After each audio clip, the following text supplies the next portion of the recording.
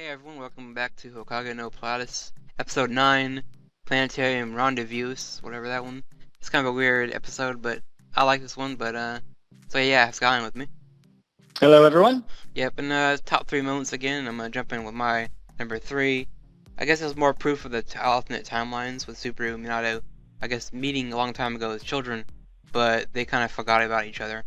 And I guess there's a part where, I think Subaru's mom was in the hospital for a little bit, so Subaru kind of had a reason to go to the hospital, and she met a young boy there who liked stars and, got her interested in space stuff, and I guess it was Minato when he was a Mhm. kid, but they didn't really explain why he was there, but there was a point in that time where I guess he had to leave, and she kind of, stopped seeing him.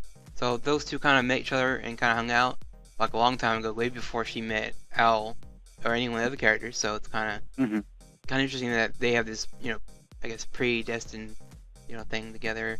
I like that. It was kind of cute seeing them kind of hit it off as children and just see them kind of, I guess, where she gets her inspiration for looking at stars because of him, because of Minato. Yeah, yeah. And with the reveal that they had at the end, I think that's going to probably be something, about remembering and knowing who each other are is probably going to be instrumental in resolving whatever situation Right. comes up. It kind of reminds Because me they're of going to go ahead.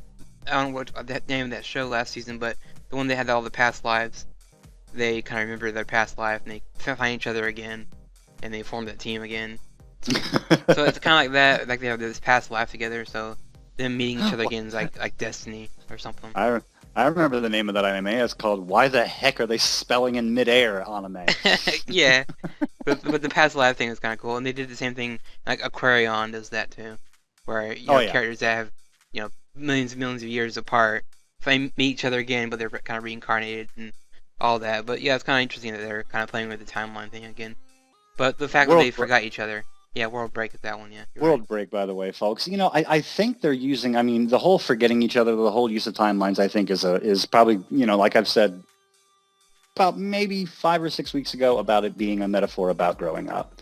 About you're going to grow up, you're going to grow apart, you're going to meet new friends, new things are going to happen, and next thing you know, what happened back in elementary school or junior high school is going to be like another timeline, like another like just history. It's going to be part you can't go back to it, you can't reach it anymore, you can't relive it, that sort of thing. Right. Yeah. What was your number 3? Uh, the president gives away the plot. You know, they had a light source. Nanako gave her a light source for her little planetarium thingamabob, but the president has to say, "Here, go ahead and use all of the fragments we've collected so far as your light source. That way, it'll protect everyone." apparently, apparently they have so little awareness. I mean, just that Minato, he's such a nice guy. He can't be Horned Cape at all, can he?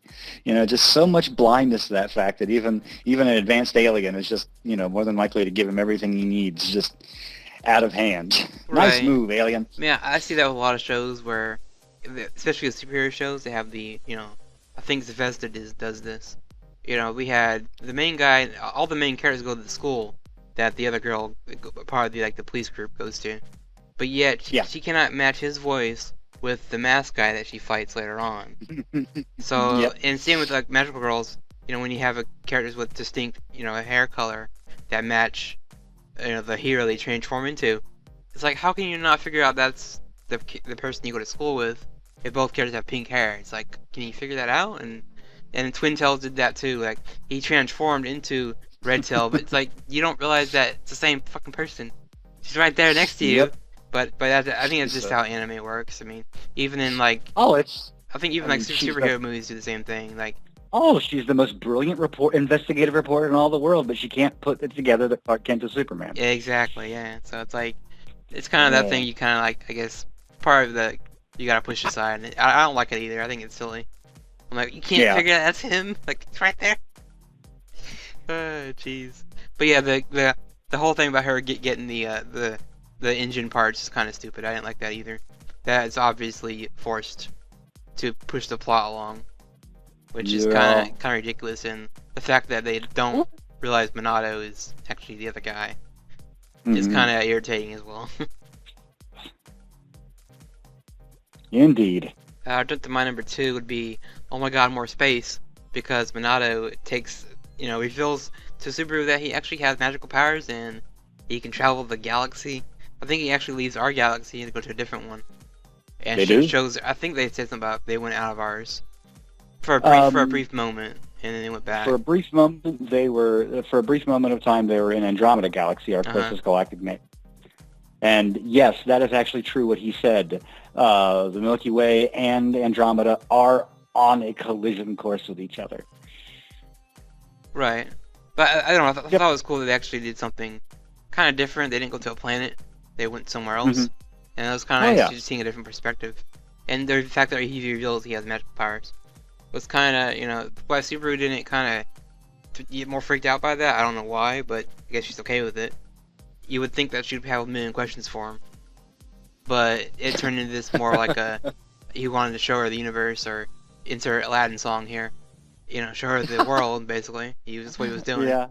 And just taking her on his little journey across the universe. And there was a moment where she was talking about staying out there with him, not going back to Earth and just staying with him. Like, that was nice and all, was kind of touching, but it's like, why don't you question his powers? I mean, why are you okay with Yeah. this?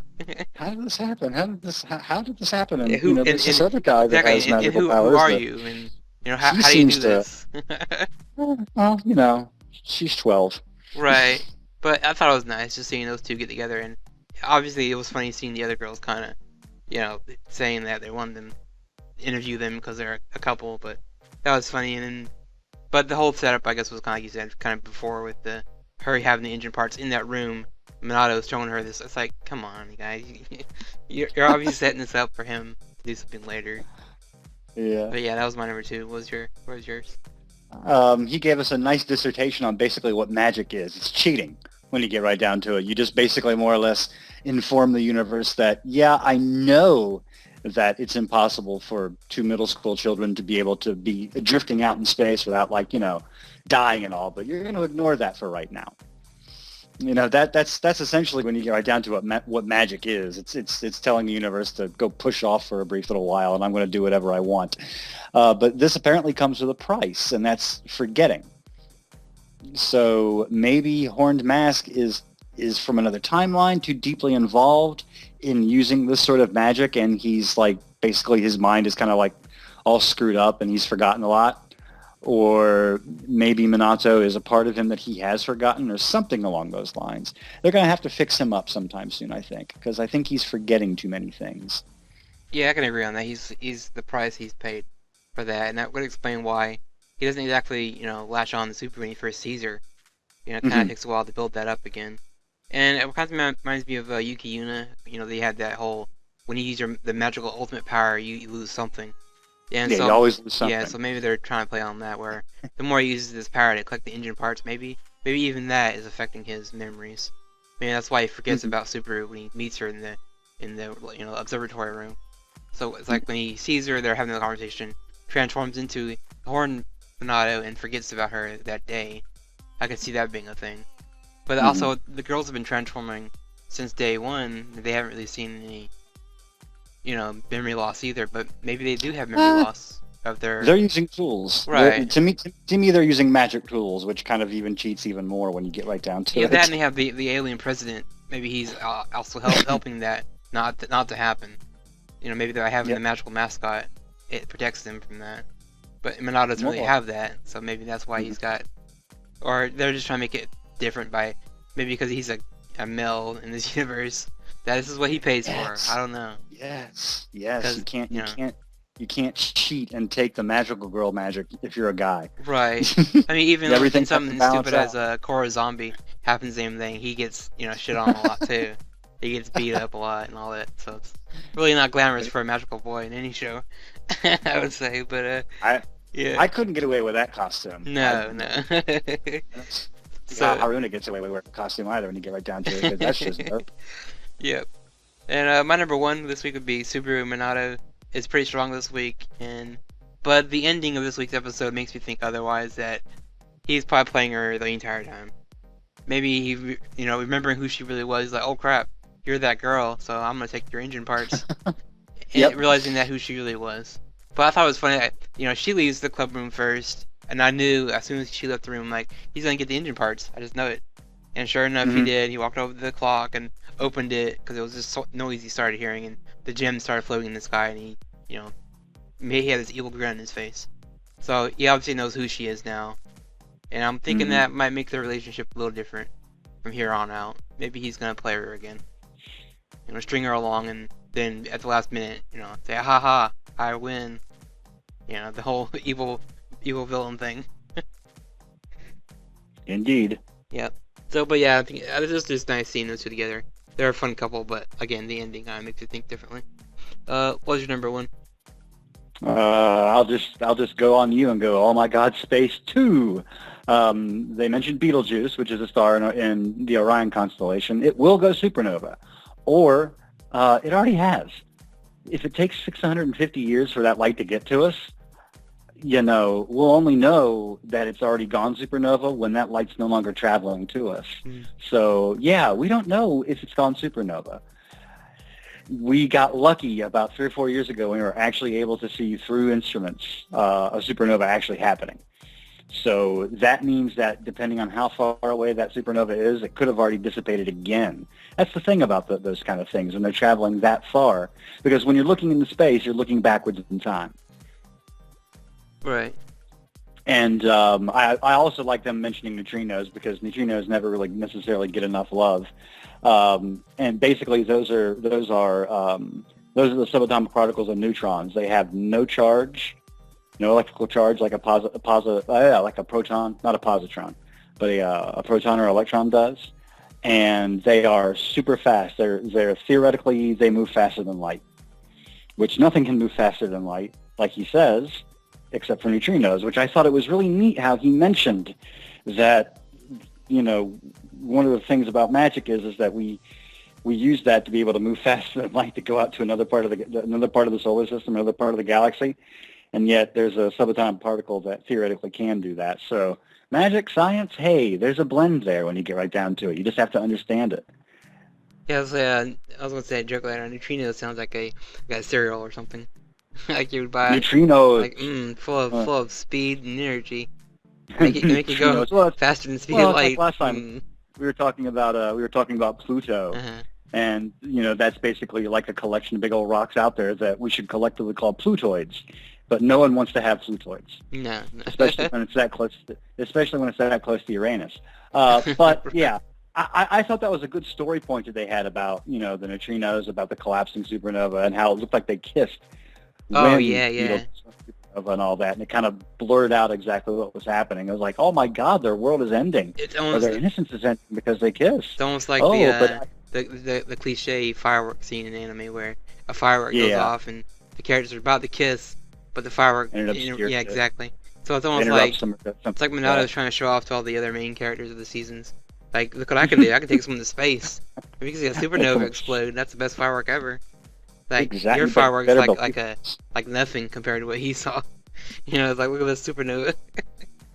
Yeah, and I thought that was kind of cute because he took her to Betelgeuse in a travel when they were children, Uh-huh. and then he did the same thing. So this whole idea about forgetting might not be as ironclad as he's led to believe. So there might be some wiggle room as far as the story is going to move. Right, or When you get maybe him being next to her, holding her Mhm. hand kind of helps, because she's got magic powers. Maybe their powers combined maybe can regulate that memory loss or something Didn't like think that. of that. But yeah, that whole almost kiss scene was kind of nice. But it's like also like they're middle schoolers. I don't think they should be doing shit like this, but it's fine. It's anime. Oh, I don't really heck, mind. Yeah, it's fine.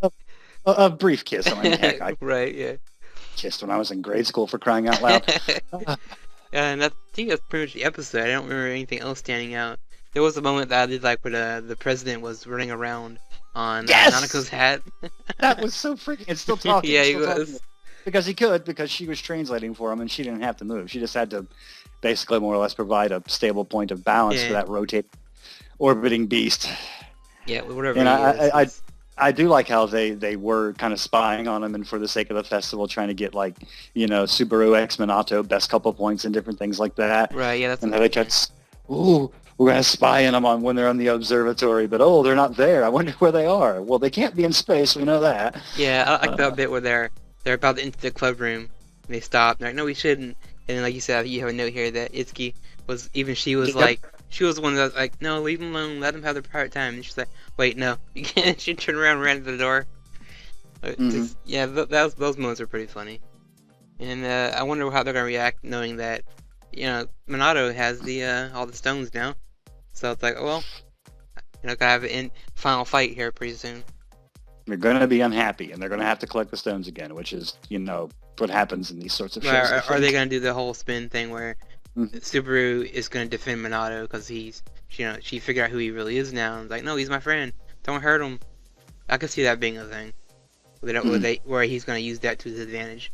But also, I'm wondering still, again, the big question in my head: what does he gain by getting these engine parts? Ultimate Exactly. power? Is this the are these the stones for like the gauntlet in for Thanos? The Infinity Gems? Is this his equivalent to that? Controlling the universe. I honestly think that's a good point, that the way they've done with him. He's just basically more or less been a spoiler in opposition, Right. and Yeah. spurring them on. They haven't really given him any sort of real motivation. So he's been an interesting sort of cipher character when you get right down to it. Which I guess if we go back to metaphor, girls trying to figure out what exactly are boys for. Right. Yeah. That there could be a metaphor in there somewhere, because girls do, guys think like that too. What good are girls, and girls think, what good are boys? Right. Yeah. And I also am going to have probably, if Foster will creatively link it up like he did last time, I'll have a couple of YouTube videos on neutrinos and supernovas. Yeah, I can do that. Find a way to put those in there. Yeah. But yeah, pretty much that was the episode. I don't remember anything else, but it was nice seeing the progression of the story. But again, I'm wondering what the overall, what is Minato's ultimate plan? Because I have the same issue with Nanoha right now, that there is no, big boss for them to fight. There's no world threat. There's no, and Minato doesn't really come off as this threatening person, even when he's in evil form. He's a jerk. Yeah, he's just a jerk. You saying? He's a bull. Well, he's doing the equivalent of dipping their pigtails in the ink jar. Right, or stealing their toys, basically. He's a gross boy. That's really all there is to it. Yeah. So that's been the episode. See you guys next week for 10. Thank you, folks. Yep. See you later.